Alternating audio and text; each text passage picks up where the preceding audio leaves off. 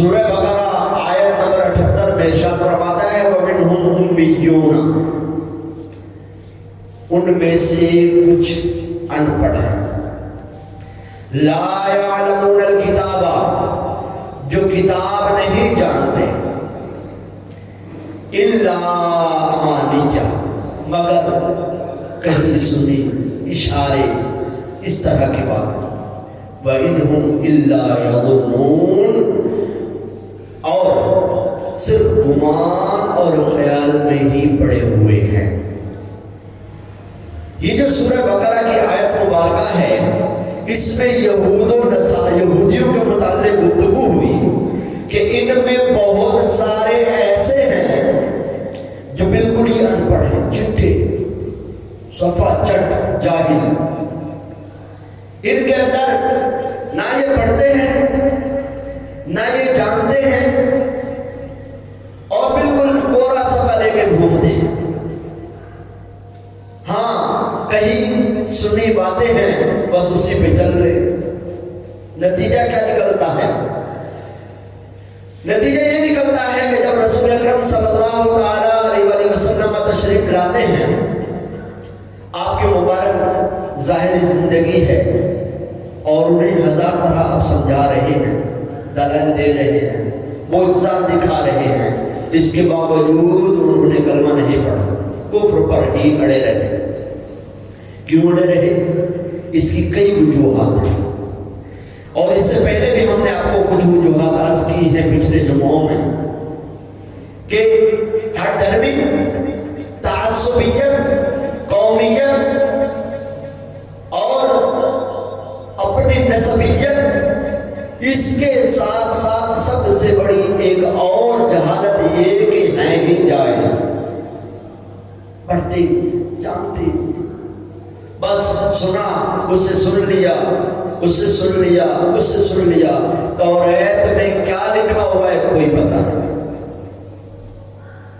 انجیل میں کیا لکھا ہوا ہے کوئی پتہ نہیں، کیا کہا گیا ہے کوئی پتہ نہیں، موسیٰ علیہ السلام نے کیا بیان کیا تھا کوئی پتہ نہیں، عیسیٰ علیہ السلام نے کیا تعلیم دی تھی کوئی پتہ نہیں۔ جہالت، جہالت، جہالت، جہالت۔ فقط کس کو پتہ ہے؟ ان لوگوں کو پتہ ہے جو ان کے علماء ہیں، ان کے راہب ہیں، ان کے پادری ہیں، ان کو پتہ ہے۔ اب وہ وظیفہ خور، مال کے بھوکے، اور صرف اپنے مفاد کی باتیں بتاتے ہیں جو ان کے مفاد کے خلاف ہوتی ہیں، یا تو چھپا لیتے ہیں یا تو بدل دیتے ہیں۔ اور ان کا نقصان کیا ہے؟ یہ کیوں نہ دین لائے، کیوں نہ اسلام لائے؟ وجہ یہ ہے کہ یہ ان پڑھ تھے، پڑھے لکھے نہیں تھے، ان کے نبی نے ان کو کیا تعلیمات دی تھی ان کو پتہ نہیں تھا۔ نتیجہ یہ نکلا کہ ان لوگوں کا برا حال ہو گیا۔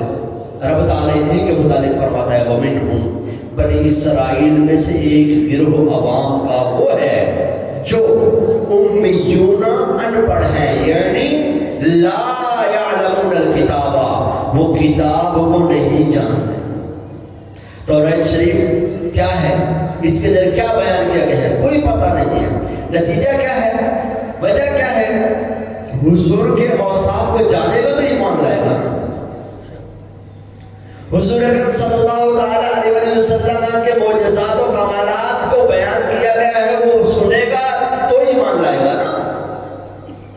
ایمان لانے کے لیے جو باتیں کہی گئی ہیں کہ اس محبوب کے اندر یہ نشانیاں ہوں گی، اس کو پتہ چلے گا توریت میں نشانیاں ہیں جبھی تو ایمان لائے گا۔ اور برائی سے تو تبھی بچا جا سکتا ہے جب پتہ ہو کہ میرے نبی نے مجھے کیا حکم دیا ہے۔ آج ہمارے بیان کا جو موضوع ہے وہ یہ ہے کہ بنی اسرائیل اور امت مسلمہ کی تعلیمات اور ان سے انسیت، بڑا لمبا ہے۔ بنی اسرائیل اور امت مسلمہ کی تعلیمات اور ان سے تعلیمات سے انسیت، کون کتنا جانتا ہے؟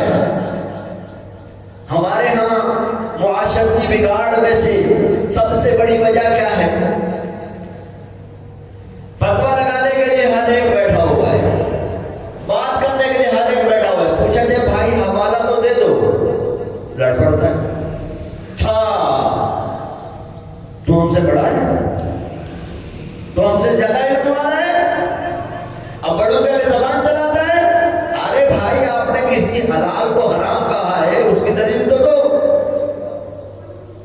آپ نے کسی حرام کو حلال کہہ دیا ہے اس کی وجہ تو بتاؤ. آپ نے کسی بات کو نبی کی طرف منسوب کر دیا کہ حوالہ تو بتاؤ.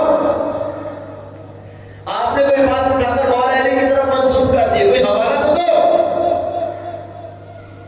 پڑھنا کچھ نہیں، 6 کلمے یاد کر لیں گے بڑی مشکل سے، ان میں سے پھر 4 بھلا دیں گے، 2 یاد رکھ لیں گے، اور پہلا بھی صحیح پڑھنا نہیں آئے گا. دوسرا تو پھر دور کی بات ہے، پہلا بھی صحیح پڑھنا نہیں آئے گا. نماز پڑھنی ہے تو سورہ فاتحہ ٹوٹی پوٹی، سورہ اخلاص ٹوٹی پوٹی، مستقل نمازی. ایسا نہیں. اسلام کی تعلیمات بہت عرفہ والا ہے. حضور اکرم صلی اللہ تعالی علیہ وسلم ایک مرتبہ سفر سے واپس تشریف لا رہے تھے، قافلہ آپ کے ساتھ تھا. صحابہ کرام علیہم رضوان نے خیمہ لگایا، دیکھا تو اس میں چیٹیاں ہیں نیچے. عرض کرتے یا رسول اللہ صلی اللہ علیہ وسلم ہم نے خیمہ گاڑ لیا ہے اور یہاں تو چیٹیاں ہیں، کیا اجازت ہے کہ ہم ان کو جلا دیں؟ یعنی آگ جلائیں یہ ختم ہو جائے؟ فرمایا نہیں، جلا نہیں سکتے. جس دین نے چینٹی کے اوپر ظلم کرنے سے منع کیا، کیا وہ دین، کیا وہ نبی اپنے امت کو، اپنے ماننے والوں کو جاہل چھوڑے گا؟ ہرگز نہیں. وجہ کیا ہے؟ ہم پڑھتے نہیں، ہم جانتے نہیں. یہی حال یہود و نصارہ کا تھا. بڑے ہیں بچوں کو جھاڑ گیا، تم لوگ نماز نہیں پڑھتے ہو، تم لوگ بات نہیں مانتے ہو، تم لوگ نافرمان ہو میرے، جہنم میں جاؤ گے. تعلیم یہ نہیں تھی. تعلیم یہ تھی ادعو الی سبیل ربک بالحکمت والموعظۃ الحسنہ. اپنے رب کی طرف، دین اسلام کی طرف بلاؤ، حکمت اور اچھی نصیحت کے ساتھ. کیا حکمت یہ ہے کہ چھتر اٹھایا جائے، ڈنڈا اٹھایا جائے، جوتا اٹھایا جائے، اولین و آخرین سب کو نافرمان قرار دے دیا جائے، سب کے سب گستاخ ڈکلیئر ہو جائیں؟ نہیں. ادعو الی سبیل ربک بالحکمت والموعظۃ الحسنہ. اسلام کی تعلیم تو یہ تھی. ہم میں اور یہود و نصارہ میں فرق تو ہے. وہ جاہل امیون لا یعلمون الکتاب، نہیں جانتے تھے کتابوں کو، جبھی تو ایمان نہ لائے. اور ہم فضل الہی سے ایمان لے آئے، اب ہمیں تو اچھے کام کرنے ہیں. مصطفیٰ جان رحمت صلی اللہ تعالی علیہ وسلم نے فرمایا اتق المحارم تکن اعبد الناس. فرمایا حرام چیزوں سے بچ جاؤ، سب سے بڑے عبادت گزار بن جاؤ. حرام چیزوں سے بچ جاؤ. اور ہمارے ہاں معاشرے میں حرام کو حلال کرنے کے ہیلے نکالے جاتے ہیں. بتائیے جناب، اگر یوں کر لیا جائے تو کیا کوئی بچت ہو سکتی ہے؟ ارے بچاتے کیوں؟ مرنے کے بعد تو کوئی اور ہی مالک بن جاتا ہے. آپ سب بیٹھے ہیں یہاں پر، اپنا مشاہدہ بتائیے. کسی بندے کی ملکیت میں 100 سال سے زیادہ زمین رہی ہے؟ 100 سال سے زیادہ نہیں رہی. سب سے زیادہ قتل و غارت بھی زمین پہ ہوتی ہے، سب سے زیادہ لڑائیاں بھی زمین پہ ہوتی ہیں. قبضے، پھٹے، فساد، جنگیں، گھریلو لڑائیاں زمین پر ہوتی ہیں. باپ فوت ہو گیا ہے، مال کی وراثت تقسیم کرنی ہے، لڑائی ہو گئی. قطع تعلق کی، آپس میں گفتگو ختم.